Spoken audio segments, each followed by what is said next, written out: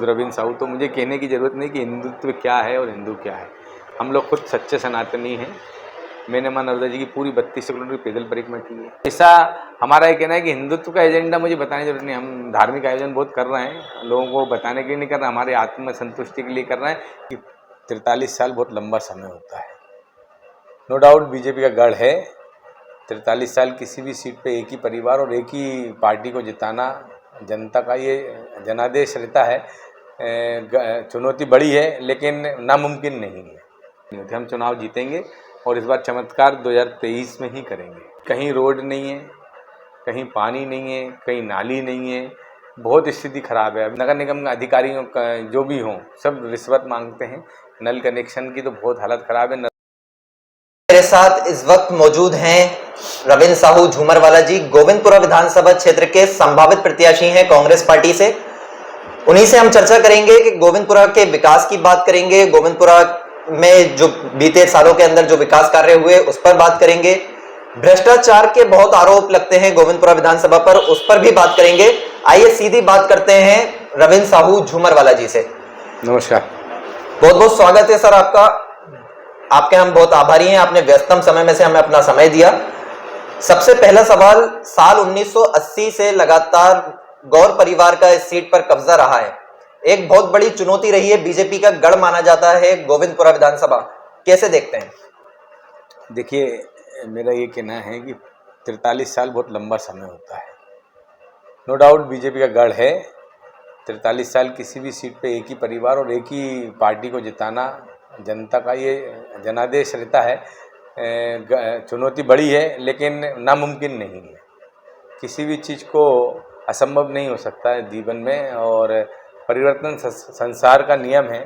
और कहीं ना कहीं इस ज़मीन पे ही चमत्कार होते हैं। जैसे आपने देखा होगा, राहुल जी, हमारे श्रीमती इंदिरा गांधी जी, स्वर्गीय अटल बिहारी वाजपेयी जी, बहुत सारे लोग चुनाव हार चुके हैं। तो ऐसा नहीं है, वो तो अजेल है, लेकिन कुछ ना कुछ हुआ जिससे चुनाव में हार हुई है। तो मैं नहीं मानता कोई भी चीज़ अजय है। हर बार कांग्रेस पार्टी कैंडिडेट बदलती रही, अब इस बार आप भी कैंडिडेट हैं और भी कुछ नाम हैं जो उम्मीदवार हैं, लगातार सब तैयारी भी कर रहे हैं। लगभग आपका नाम फाइनल ही माना जा रहा है। जनता के बीच सर्वे में भी ये रिपोर्ट सामने आई और पैनल में भी आपका नाम ऊपर गया। क्या मानते हैं, कृष्णा गौर चुनौती हैं? देखिए, कोई भी लड़ेगा तो ऐसा नहीं है कि आसान नहीं होता है। चुनौती नहीं मानता मैं और हमारी पूरी पार्टी के कार्यकर्ता और नेतागण गोविंदपुरा के कभी ईमानदारी से और जुनून से और अच्छे से चुनाव लड़ा तो कोई भी चीज़ चुनौती नहीं होती। हम चुनाव जीतेंगे और इस बार चमत्कार 2023 में ही करेंगे। 5 साल हो गए हैं कृष्णा गौर को विधायक बने हुए। बीते 5 सालों में क्या कुछ विकास कार्य आपके क्षेत्र में देखने को मिले?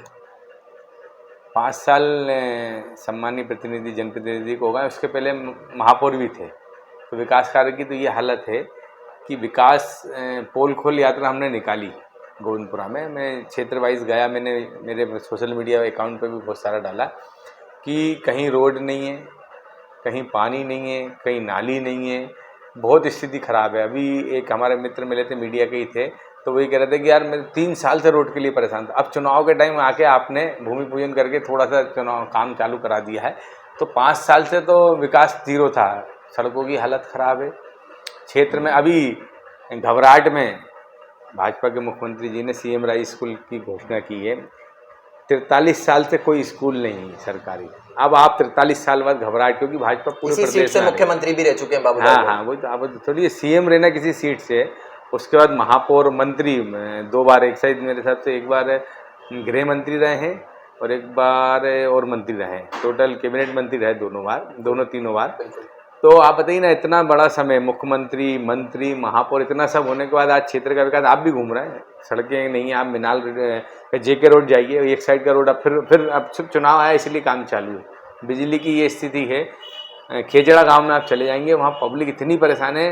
अभी विधायक जी का पुतला भी जलाया था 1 से 4 महीने पहले, और अभी पूरे विधानसभा में पोस्टर भी लग जाए। बहुत सारा विरोध है इस बार। कुछ ग्रामीण एरिया भी लगता है वहाँ पानी की बहुत समस्या है, उसको लेकर मैंने बहुत सारी जगह गया, वहाँ पानी की तो ये 7-7 दिन पानी नहीं आता है। तो मैंने यही कहा है कि आपसे कि इस क्षेत्र में सबसे बड़ा मुद्दा है नर्मदा जी जल का, सीवेज का और रोड का। ये 3 मुद्दे जो हैं अहम मुद्दे हैं, जो आप बताइए पूरे क्षेत्र में जितनी भी अवैध कॉलोनियाँ बसी हुई हैं उसमें विकास तो जन सहयोग से जनता कराती है। अब जाके जब जनता जन सहयोग से कराती है तो बाहर विधायिका जी की एक छोटी सी निधि से रोड ही तो बनना है, पानी तो लाना है। पानी के लिए भी 12-12 लाख रुपए टैक्स देना पड़ता है कॉलोनी वालों को, नगर निगम को। तो जितनी भी पॉलिसी इनने लाए हुए हैं वो सिर्फ ठगने के लिए आए। नगर निगम के अधिकारियों का जो भी हों सब रिश्वत मांगते हैं। नल कनेक्शन की तो बहुत हालत ख़राब है। नर्मदा जी 24 घंटे के लिए आपने घोषणा की थी कि हर घर में, आपको मालूम भी है मीटर भी लगे थे नर्मदा जी जल के लिए 24 घंटे के लिए, पर ना वो 24 घंटे जल, तो आधा घंटा नर्मदा जी का जल नहीं आ रहा। मैं खुद साकेत नगर में रहता हूँ, आधे घंटे नर्मदा जी का जल, उससे ज़्यादा नहीं आता है। तो ये पूरे क्षेत्र की स्थिति है। बहुत लोग बहुत गुस्सा हैं। अभी एक रोड शो हुआ था माननीय मुख्यमंत्री जी और माननीय विधायिका जी का, जिसमें पब्लिक ने पत्थर और चप्पल तक फेंकी, जिसको छुपा लिया गया है। वो रिकॉर्डिंग मेरे पास आ रही है, तो मीडिया के माध्यम से मैं उसको बताऊंगा। विरोध है विधायिका जी का, मान लिया, आपने क्या कुछ खाका तैयार किया है कि अगर आप जीतते हैं तो क्या कुछ करेंगे? सबसे प्राथमिकता क्या होगी आपकी? सबसे पहले मां नर्मदा जी का जल। मैं कभी पब्लिक मुझे जनादेश देती है और जिताती है तो पूरे गोविंदपुरा विधानसभा में हर घर में नर्मदा जी का जल पहुंचाने का पूरा प्रयास करूंगा।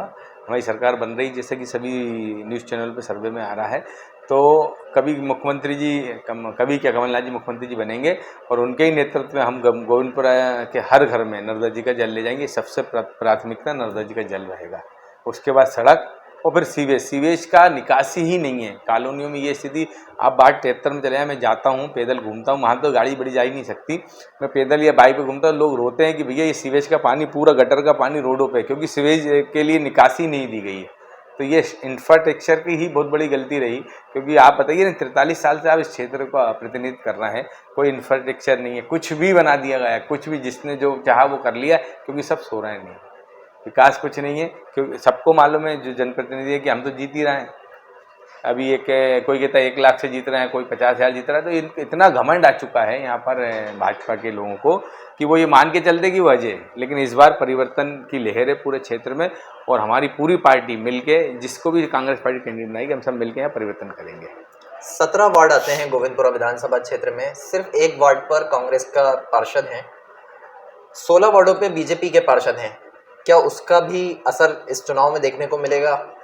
चुनौती होगी वो भी? मैं बता उसके लिए एक तो पहले आपकी जानकारी से करूँ, 18 वार्ड हैं, 369 बूथ हैं, 3,92,800 कुछ वोटर हैं। तो 18 वार्ड में एक वार्ड कांग्रेस पार्टी जीती है और 17 हम लोग नहीं जीत पाए हैं। वो कारण कुछ नहीं हो सकता। एक्चुअल में चुनाव जो नगर निगम के हुए हैं वो समय खराब था, अचानक चुनाव आए।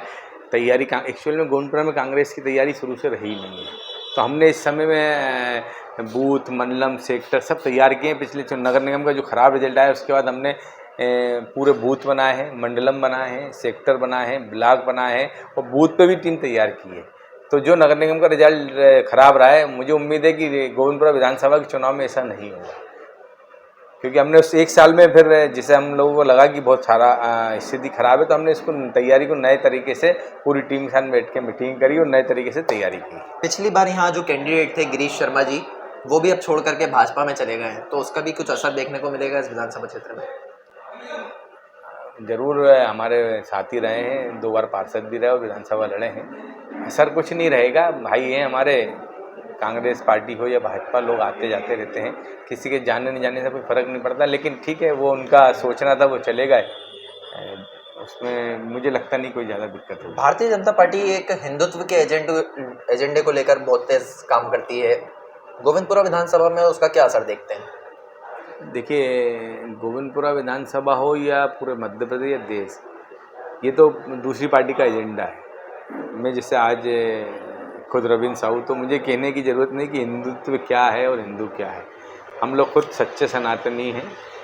मैंने मां नर्मदा जी की पूरी 32 किलोमीटर की पैदल परिक्रमा की है, और ये की थी 2017 में, जब तो मैंने ऐसा कोई टिकट का भी नहीं सोचा था। मैं 28 साल से 27 साल से पार्टी के लिए कार्य कर रहा हूँ। तो हिंदुओं का एजेंडा, हिंदुत्व का कोई एजेंडा लेके चल रहा है, हमें उससे कोई भी ज़्यादा फर्क नहीं पड़ता है। हम अपनी पार्टी के जो विचार हैं, विचारधाराओं पे चल रहे हैं। और गोविंदपुरा में मैंने अभी नर्मदा जी की कम से कम 7 चरण की यात्रा कराई है, जिसमें मैं नर्मदा जी के स्नान और सलकनपुर देवी के दर्शन को लेके गया हूँ, कम से कम 15,000 माताओं बहनों को। तो ऐसा हमारा ये कहना है कि हिंदुत्व का एजेंडा मुझे बताने की जरूरत नहीं, हम धार्मिक आयोजन बहुत कर रहे हैं, लोगों को बताने के लिए नहीं कर रहे, हमारे आत्म संतुष्टि के लिए कर रहे हैं कि धर्म का कोई भी काम करें। जैसे भी नवरात्रि के हमारे व्रत चल रहे हैं तो रोज़ आरतियों में हम जाते आते हैं, तो मुझे लगता नहीं हिंदुत्व का कोई बहुत बड़ा एजेंडा यहाँ पर गोविंदपुर विधानसभा में तो नहीं है, ना कहीं है। मतलब आपका साफ तौर पे कहना है हिंदुत्व पे चुनाव नहीं होके गोविंदपुरा विधानसभा में विकास और विकास मुद्दों पे होके कैंडिडेट पे होंगे, परिवारवाद पे होंगे। एक ही परिवार के लोग 43 साल से इस विधानसभा में राज कर रहे हैं, वो बहुत बड़ा मुद्दा होगा। हिंदुत्व का कोई मुद्दा ही नहीं है गोविंदपुरा में, सिर्फ विकास और परिवारवाद। लोग परिवर्तन चाहते हैं, 43 साल से आपने कुछ किया ही नहीं है, तो लोग ये सवाल पूछ रहे हैं। हम भी जाते हैं, लोग ये समझते हैं कि भैया आपने तो कुछ किया ही नहीं, आप आ गए। तो मैंने की दीदी हम तो कांग्रेस पार्टी से, हमें तो आप लोगों ने 43 साल से मौका ही नहीं दिया, आप एक बार मौका देके देखें, फिर हम बताएंगे कि हम क्या कर सकते हैं। हम ऐसा लोगों को भरोसा दिलाते हैं, और मैं मीडिया के माध्यम से जनता को ये भरोसा दिलाता हूँ कि कभी जनता जनार्दन हमें, हमारी पार्टी जिसको भी टिकट दे, मुझे दे, कल के बाद टिकट का जो भी हो जाएगा, तो हम लोग भरोसा दिलाते हैं कांग्रेस पार्टी के नेतृत्व में हम यहाँ बदलाव भी लाएंगे और विकास को करके यहाँ पर विकास के नाम पे ही गोविंदपुरा में हम विकास करेंगे, और इस क्षेत्र को सिर्फ विकास के को लेकर लड़ेंगे और परिवारवाद से मुक्ति दिलाएंगे। तो ये थे हमारे साथ रविंद्र साहू झूमरवाला, जिनका साफ तौर पर कहना है कि यहाँ किसी एजेंडे के ऊपर चुनाव नहीं होगा, सिर्फ विकास और मुद्दों की बात होगी, मुद्दों पर चुनाव होगा और जनता यहाँ पे परिवर्तन लाने को तैयार है। अगली विधानसभा में हम आपको फिर किसी दूसरे प्रत्याशी से कराएंगे रूबरू। तब तक देखते रहिए अमिट स्याही न्यूज।